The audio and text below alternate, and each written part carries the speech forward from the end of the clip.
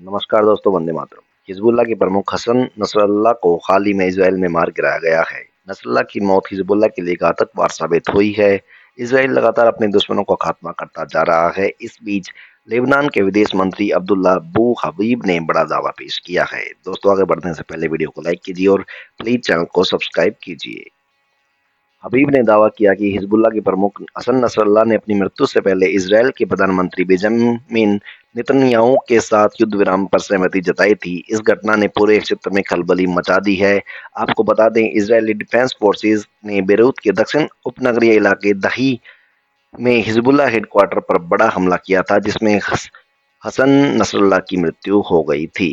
Reports के अनुसार Nasrallah की मृत्यु का कारण धमाके में लगी गंभीर चोटें थीं। हालांकि हिजबुल्लाह के बयान में उनकी मौत के कारणों का सीधा उल्लेख नहीं किया गया, लेकिन कई मीडिया रिपोर्ट्स ने इसे इजरायली हमले से जोड़ा है। अबू हबीब के अनुसार नसरल्लाह ने इजरायल के प्राइम मिनिस्टर नेतन्याहू के साथ कथित तौर पर युद्ध विराम पर सहमति जताई थी। उन्होंने यह भी बताया कि इस समझौते की जानकारी अमेरिका और फ्रांस को भी दे दी गई थी। इस निर्णय में लेबनान की पूरी सहमति थी और हिजबुल्लाह ने भी इस पर विचार विमर्श किया था।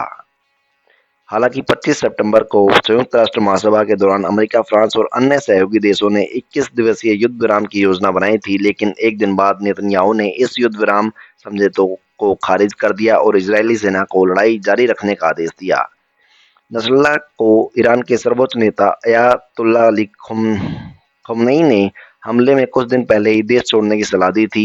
यह चेतावनी इजरायल हमले से पहले दी गई थी, लेकिन नसरल्लाह ने शायद इस पर ध्यान नहीं दिया और आखिरकार हमले में उसकी मृत्यु हो गई।